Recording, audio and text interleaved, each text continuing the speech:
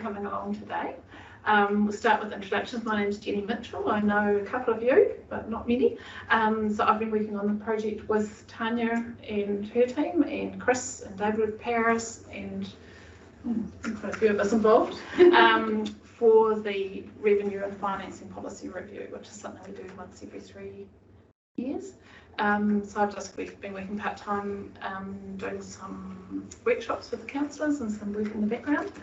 And my background is I'm an accountant, and I used to work at South Wairarapa District Council for 3 years, and I did a job that was basically a combination of David Paris and Karen Yates' job, because it was much smaller, so crossed over both the planning and the finance. So when this job came up, Tanya and Karen were like, oh, maybe Jenny can come and help us out with this because everyone else is busy. So that's my background. As I say, Tanya's been helping, Larissa did a bit before she left, and now Stephanie's helping. Chris has been helping from a finance point of view, working on he's got this really flash model, he can work out the impact of the changes to the rates. And of course, David Paris has been a big part of it as well. And we just thought it would be useful to have sessions with staff members who might get queries about it so that you guys understand what it's about, and maybe hopefully understand a bit more about how rates work. Because I think a lot of people don't. And I asked in the last group what people thought their current knowledge of rates is, like how many people are actually rate payers and get a rates bill. Anybody in the room do that? You? Not for this region. Not for this region, but you do. Have you ever turned it over and had a look at the detail behind? I do, yep. Oh, that's good, because I never did until I went and worked for a council. So, and I also asked the other group what sort of they thought their knowledge of was. If I, on a scale of 1 to 5, if I said 5 was you know a lot about rates, would anybody class themselves in? No. Are we more like down on the 1, or are we somewhere in between? Somewhere in between. Not a little bit, but maybe not as much as you might. Okay. Aspiring to be a 5. Yeah, excellent. Okay. So it is a reasonably complex calculation, and so it's not surprising people don't understand it too well. But what we're going to go through is talk first of all about how we currently fund the costs of running the council. Oh, here's Marty. Hi, Marty. Just introduce myself. Marty used to do a similar job at Carterton District Council to what I did when we were both there at the same time. So we're going to talk about how we currently fund costs of running the district council, the reasons and the process we've gone through to do this rating review, which is short for Revenue and Financing Policy Review because it's such a big mouthful. We're going to summarise for you the consultation documents, and you maybe have seen these sitting around, and you've got some out here, and I think you've probably got some at the library and found at Wairarapa House. What we're consulting on, what the consultation process is and the timelines, and there's time for questions at the end. But feel free to ask questions during the session as well, if you've got any. Online people, feel free to drop us a line if that's the easiest way. I presume you can put a query in the chat. He's getting someone in.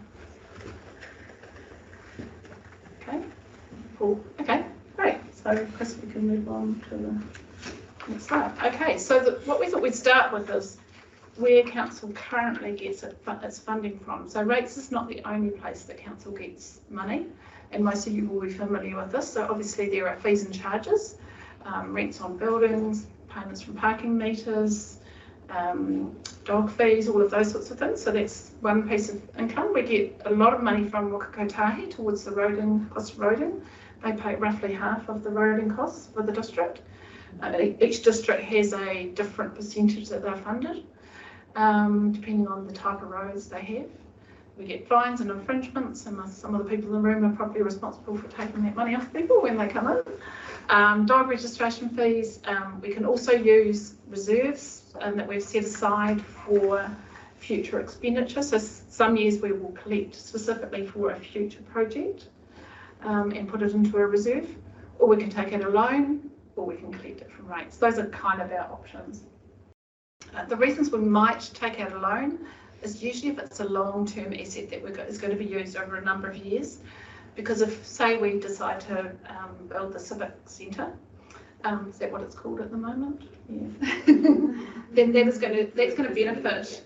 That's going to benefit a lot of generations, right? It's not just the people paying rates now. So it wouldn't be fair if the people paying rates now pay for the whole lot. So they're getting a loan is the way to spread that cost over the life of the asset. So that's why we do it through a loan rather than rates. And the pie graph on the right-hand side shows you roughly how much of our income at the moment is from rates. So if you add in the green one, the 39%, and the 19%, it's nearly 60%. So nearly 60% of council's income comes from rates. And you can see the rolling subsidies is the next biggest chunk, 13%. Financial contributions, and then other government funding and grants, and a tiny little bit from interest income from deposits that we've got sitting there. So 60% is a big chunk of it.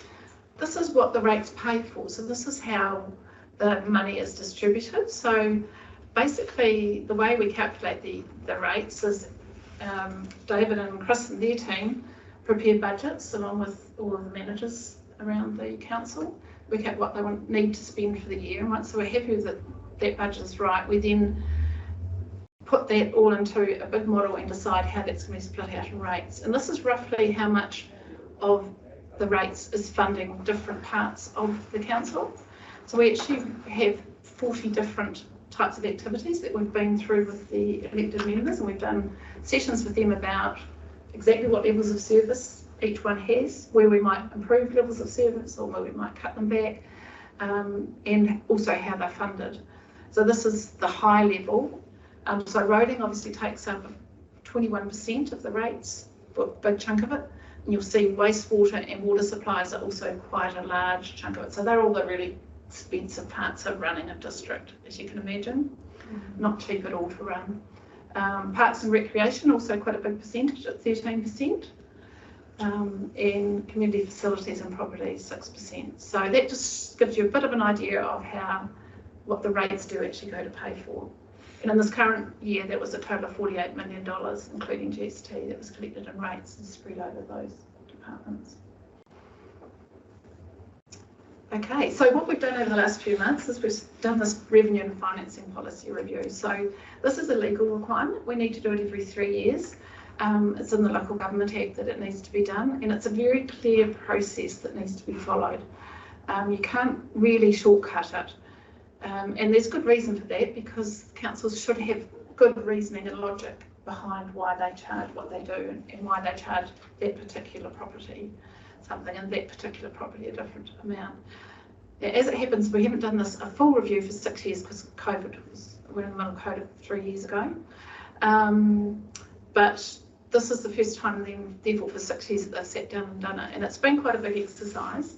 But it's also been really good for, I think, even the existing councillors have learned a lot through it, and obviously the new ones have learned a lot through it as well. So we're not at the moment looking about what we're spending the money on. We're talking about how are we going to fund it and who is going to pay for that. And at the end of this will become, whatever the decisions are here will feed into the long-term plan that happens next year. So, as I say, we've sat down with the elected members. We've spent 3 months going through the workshops about the 40 activities, and we've talked to them about how they're currently funded. And so they're all funded in a whole lot of different ways, and the logic has been developed over a number of years. And every 3 years, elected members are asked to look at it and say, do we still think this is the appropriate and fair way to fund this activity? And if they don't, and of course, some of it's quite subjective, so different councils and council laws will think differently about it, then they have the ability to change it. But if they're going to make any major changes, they need to consult with their ratepayers first, which is exactly what we're doing with these documents here. Yeah.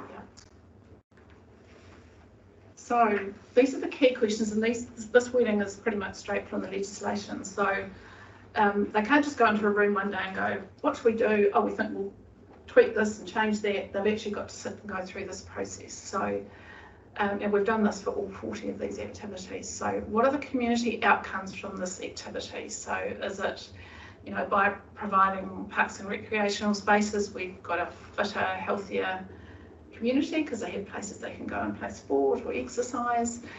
By having a library, do we have a better educated and informed society because people can go and take out a book and learn?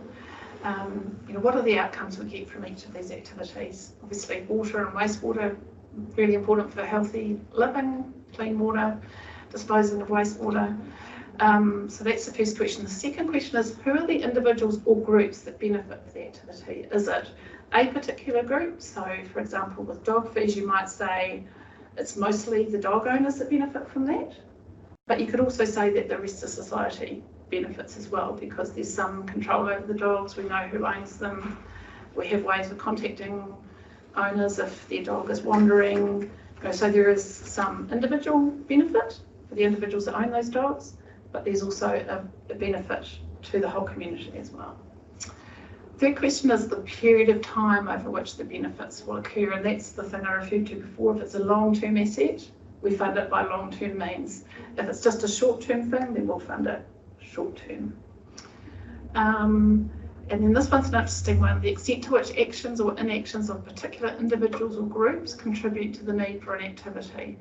This is sometimes called the exacerbator pays principle. So if there's a particular group of people that are always causing us to spend more money, should they be paying for it? And that might be your dog owners with wandering stock, or it might be people that we have to get noise control out for all the time so we can find them, or that sort of thing. So are there particular people that cause that activity more than others? In which case should they be the ones paying? I guess it doesn't have to be negative. So No, true. Sports clubs, like, they use the fields more than the general public. So should they pay more than whatever? So, Yeah. Good point, Chris. Yeah. And then the final one is, do the costs and benefits of an activity, including the consequences of funding those separately to other services? So some services we lump in together because they're quite similar and we fund them all in the same way, and sometimes we separate them out because it's really appropriate to do them, to fund them in a different way.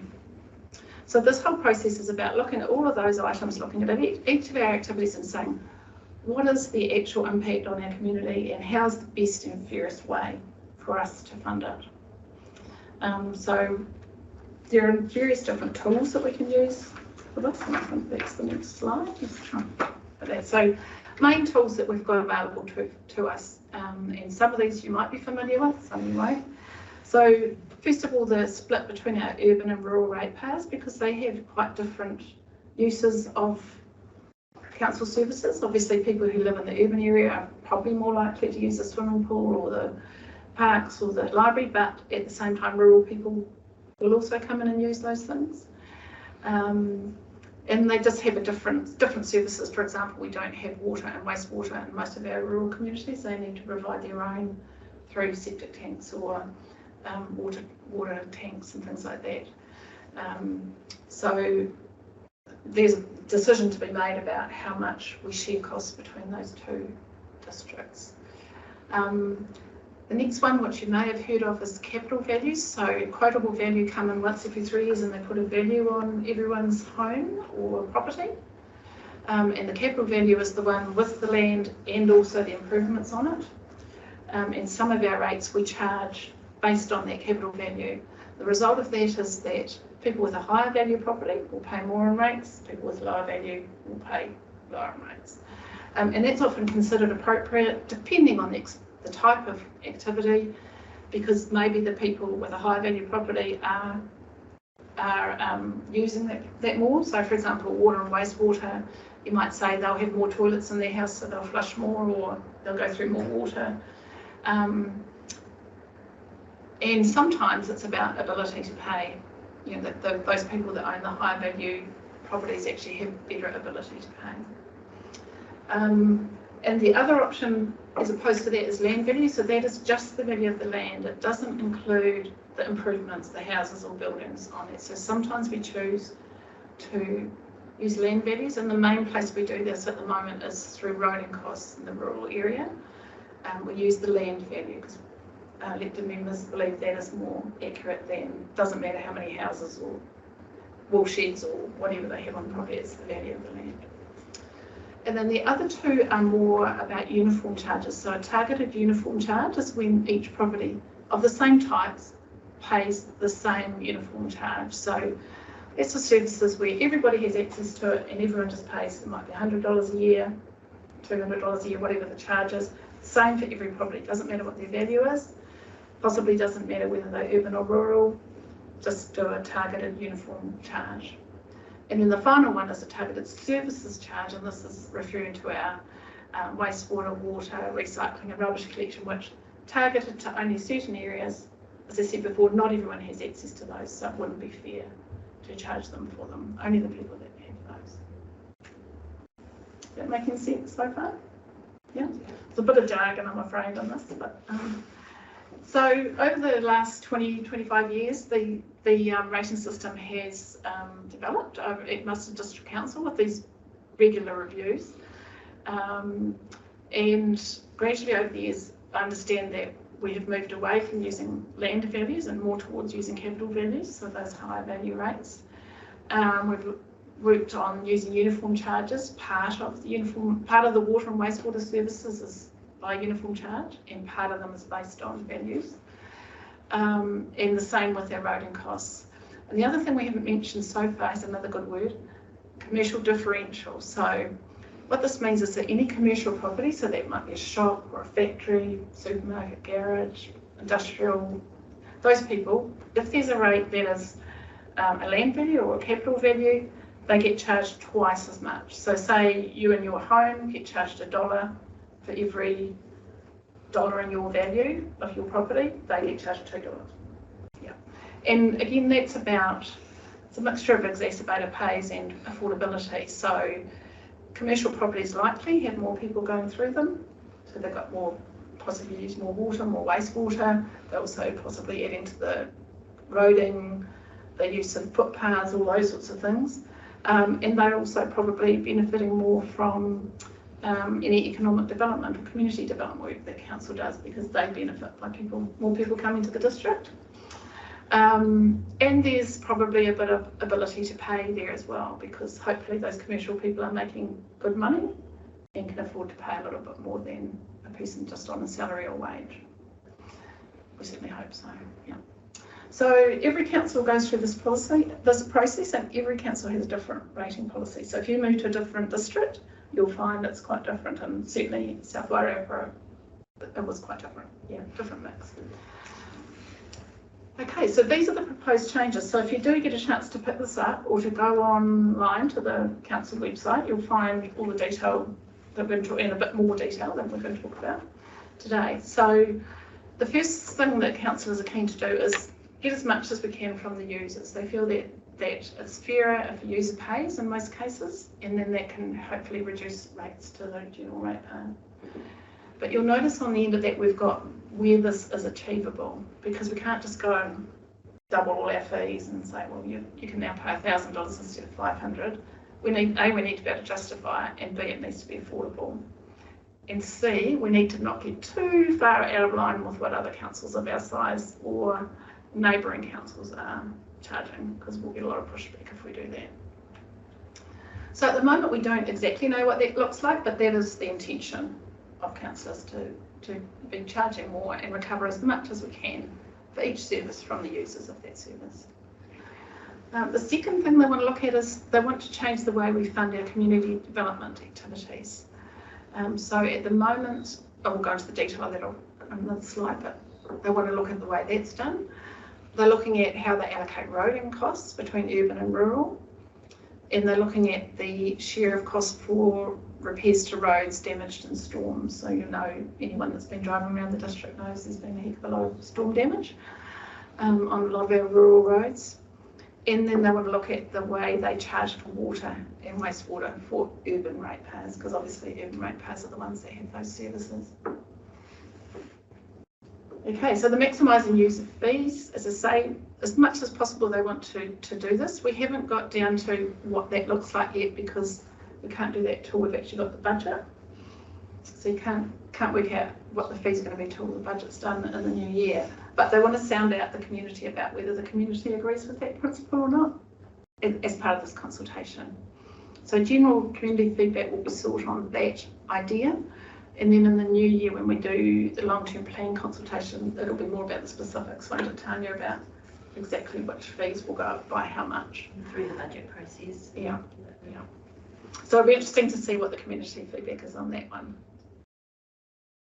So also connected to that is the talking about the community benefit from animal control activities. And you remember one of the questions they asked is who benefits from each of our activities. So the councillors don't want to put up dog registration fees if they can help it. They feel like they're kind of at the maximum, and they feel like at the moment that there's already a bit of pushback on that.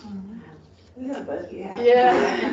Oh, yeah. There's a bit of a hike. Yeah. Yeah, so people in the room are nodding. Yeah. Oh, yeah. And coupled with that, we've also got the new animal shelter that's going to be built. So that's actually going to increase costs for the next little while we fund and pay for that animal shelter. So costs are not going to go down in this area. So the solution to this, and they do think that it's great to for people to have dogs, but they also want to recognise that there is that wider community benefit as well. So at the moment, the idea is that we fund 85% of animal control from dog owners and 15% from the rest of the community. They're wanting to push that more, 70% dog owners, 30% wider community. And they're also wanting to just look at the whole structure of the dog fees as part of the long-term plan process and try and get more responsible dog owners and really incentivise people to actually register their dogs, because I think a lot don't because of the price. And it's much better for everybody if they are registered. This is an interesting one as well, because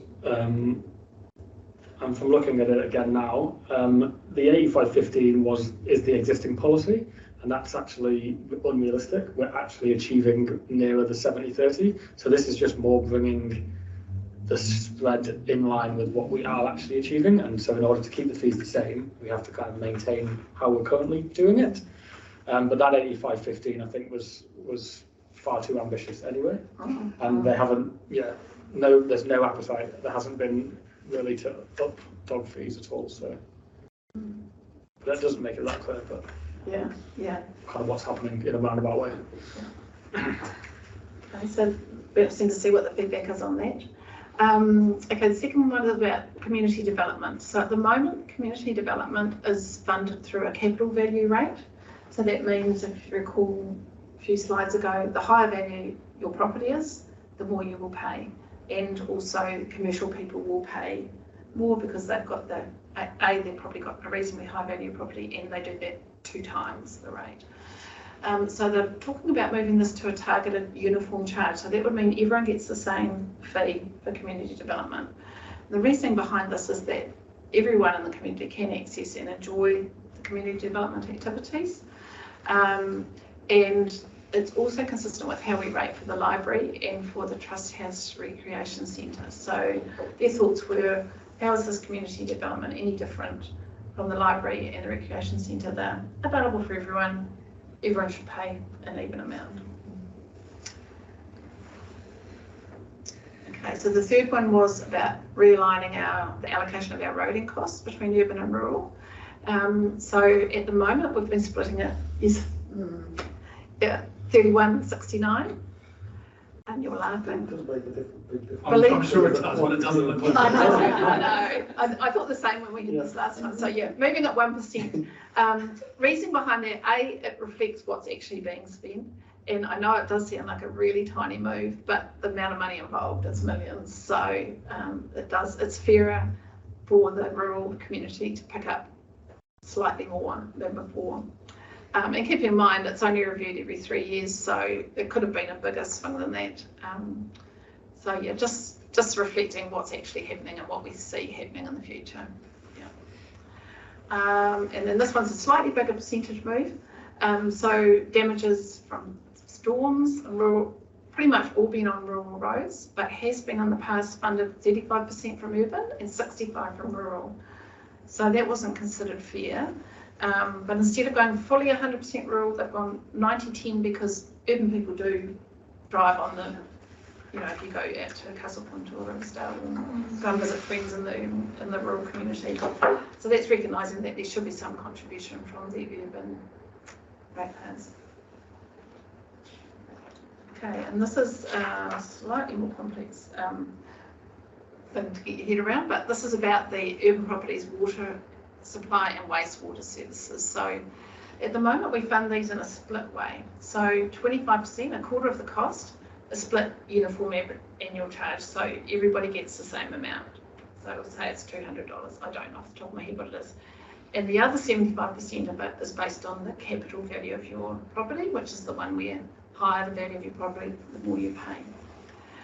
The councils felt that that was too much skewed in the direction of the capital value, and they thought the fact that every ratepayer in the urban area can access water supply and wastewater should be recognised by shifting more of that to a uniform charge. So moving to 30%, and again, might not seem like a lot, but again, lots of money in these two budgets, moving 5% more to uniform and away from the capital value. That's nothing, okay. So this is another one just to recognise the change in the split of the population. So over that 3 years, we recognise that there's been a lot of urban growth in Masterton, and you'll all be aware of all the subdivisions been going on and continue to go on. So that has moved the urban population to be just under 80%, as opposed to 77.5. So again, doesn't probably seem like a big amount of change, but when you're talking millions of dollars, it does actually make quite a big difference to who pays what. So because there are more people in the urban area, they're going to take a slightly bigger share of the rates.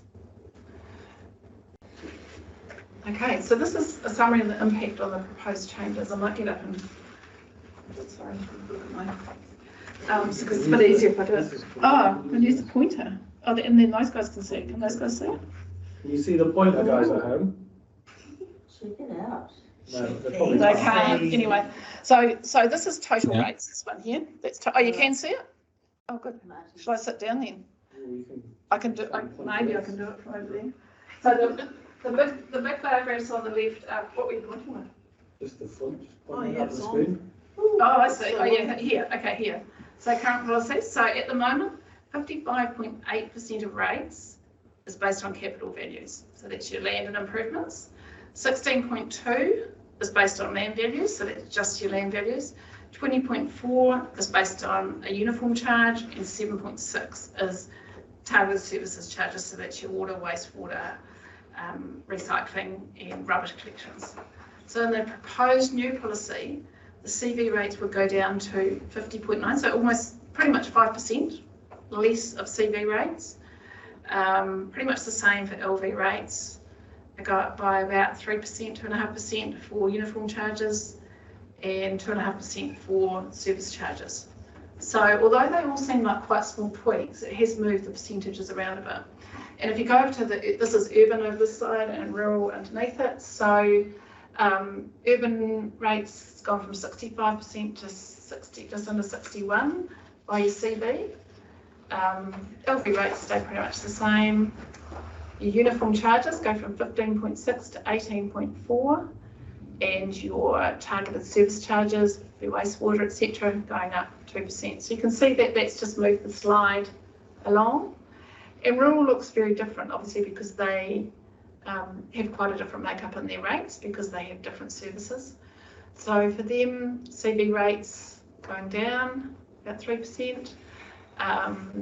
Their LV rates, which is mostly their rolling rates, down from up from 35 to 36.7. The uniform charges up from 35 to 36.9, and their service charges staying pretty much the same. So you can see each different type of ratepayer can be impacted differently by these changes. So this is a lot of numbers on a page, but hopefully we can go through it. So in the document, and if anybody's interested in what it might mean to their property, if you're a ratepayer or an individual property, there are even more examples than this, but we didn't want to go through too many together. So we basically picked a low value urban residential, a medium value, a high value, an example of an urban commercial, a shop, a lifestyle property and a farm property. And we've said, so with this land value and this capital value, currently that ratepayer will be paying 2,532 per year in their rates. And that's inclusive of GST, isn't it, Chris? Yeah. Yep.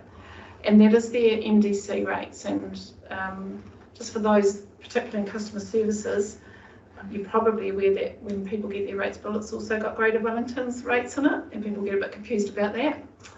So you'll need to add a few $100s onto this. So this steps you through, and we won't talk about all of them, about which of those changes increases or decreases each of these rates. But the net effect of those 4 or 5 changes is that low value residential will end up paying another $75 or $2 a year, so $2,600. This medium person will go from 3,181, only moved by 35, to 3,216. A high value residential, 4,938, will actually go down. And this is because we've made that movement from CV rates to more standard charges. So more standard charges land with these guys, and these guys make some savings because we've got less CV rates. Likewise with a commercial property, they would get a saving of 166 a year. Lifestyle would get a small saving, and a rural farm would get a saving, 261 on the year, $12,000 a year. So as I say, there's more examples of that in the, so interesting to see how that falls. Okay, so there's a few other things that we talked about during this process, but that we've also mentioned in the consultation document. So one of these is about the damage caused to our roads, particularly our rural roads, by logging trucks. I think probably everyone in the district sees how many logging trucks we've got going through and notices the damage, and we've had people submitting and asking us to increase the roading rate for logging trucks. We haven't done anything at the moment because at the moment we don't have the evidence to do it. We can't prove it, is the hard part.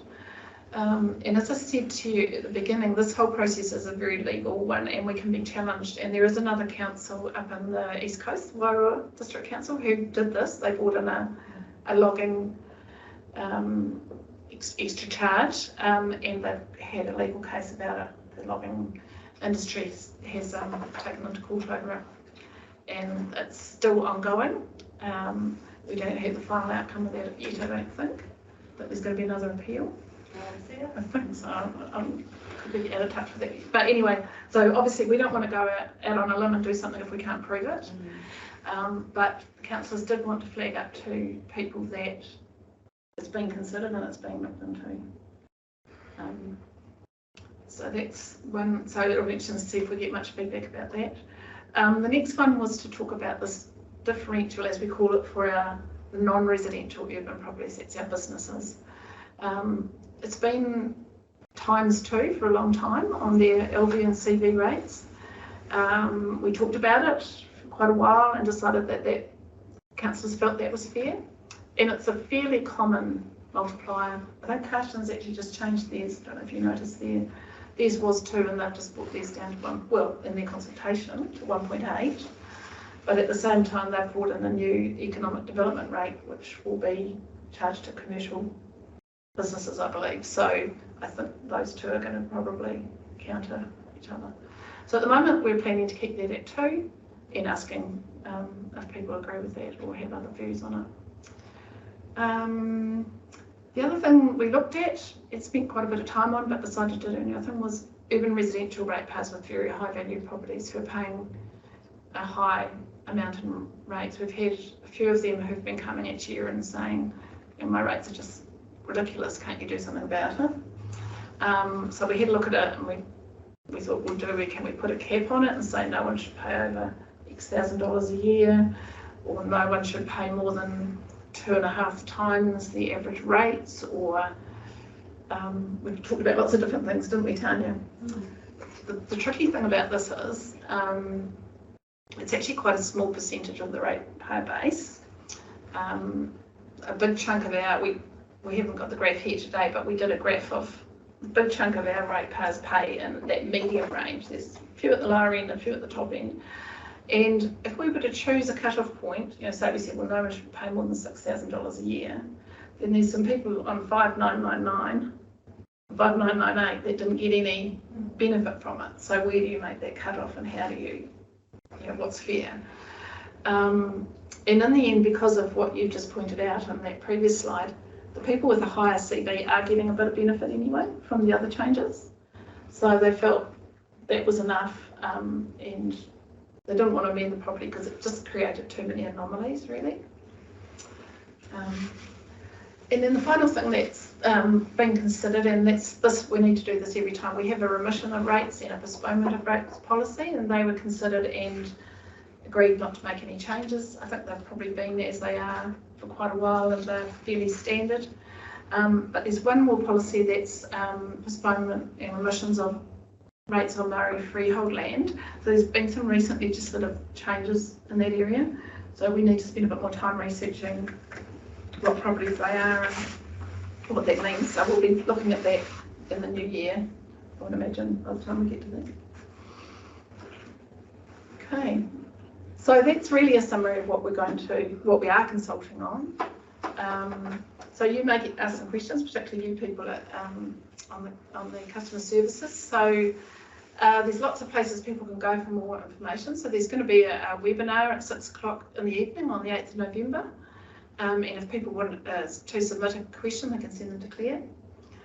Because ideally we'd probably prefer to take questions in advance so we can make sure we've got the answer. So hopefully you'll get, but obviously the consultation document itself is online, and there's a couple of backup documents behind that aren't as pretty, and that is the proposed revenue and financing policy, and that final one, the section 1013 analysis, is basically a summary of all the discussions councillors had over this last few months. It's about 17 pages long if you feel keen to read that one. Yeah, if you need some sleep. And this is how people can have their say. So we've got the consultation going for a whole month, so finishes at 4 p.m. on the 20th of November. There's an online submission that only takes a few minutes to fill out, or they can download the PDF, and it's one you can type into. They can ring and presumably be put through to someone that can help them. There's forms at the library and here, and I think also probably at Waiata House. I believe so. Yeah. Well, there were certainly these documents at the counter. Oh, that's so. yeah. This is a submission from here, isn't it? Yeah. And at Waiata House. And then there's going to be a hearing. So anybody that feels strongly about any of this can say I want to come along and talk to the councillors. So that's the day that will be on, 29th of November. Come and have their say. And then the councillors will take on board all that feedback and make some decisions. So this is just a summary of the timing. So obviously that consultation closing 4 p.m. on the 20th. Just over a week later there'll be the hearing, and then 13th of December the plan is to have considered all that feedback. They'll get a summary of all the submissions, they'll consider all the feedback and decide whether to make the changes or go back to, some of them may be made and some they may change and go back, and then they'll adopt the draft policy. So it was always our goal to try and get this finished before Christmas, so we'll be pretty happy if we manage to achieve that. And there's just one little fly in the ointment, I guess, is that the quotable value revaluations are due out. So they come every 3 years, and they are due in November, beginning of December. So we don't know what they look like yet until we get them. So what we usually do in a year like this is we run them through the model, Chris's wonderful model, and just see if that's created any anomalies that we weren't thinking of. So say a particular portion of the community's values went up hugely and another one didn't, or something that really threw things out, we could look at it again. But it's really, to understand, it's really the changing value of your property in relation to everybody else's. So if everybody goes up by 10%, then the split's still the same. It's only if yours has gone up by 30 and everyone else's has gone up by 10 that you'll pay more. So people often think, oh, my value's gone up by 20%, therefore I'm going to have to pay more. But not necessarily the case. It's in relation to everybody else. I hear that very often. Oh, they put the valuations up so they can get more rates, but that's not the case at all. And I think that's a really good, if you take nothing else away from this, there's a big pool of money we need to collect, and we can only collect what we need to collect. We don't try to make a profit, we just try to cover our costs. And it's divided up based on all of these different things. And as Chris said, so rightly said, if yours goes up the same as the average property, 10%, you'll get the same rates. But if yours goes up a lot more, your rates will go up. And a lot of people don't get there. But and there is like there's interesting things coming because at the moment, like, and one of the reasons I think why forestry is a key thing is forestry land at the moment is valued really low. So when we're basing a lot of charges on LV, on their land value rate, they don't get charged that much. But I'm imagining as part of these new values that those values will go up, therefore they will pay more of a share than they currently do. So even without implementing a forestry rate, they will probably pay more anyway. So, and that's just one thing. If they're paying more, the rest of the community pays less because of, you know, how it's all divvied up. And this, I guess, also last thing to mention, this consultation is purely for these policy changes of how we're divvying up the pie.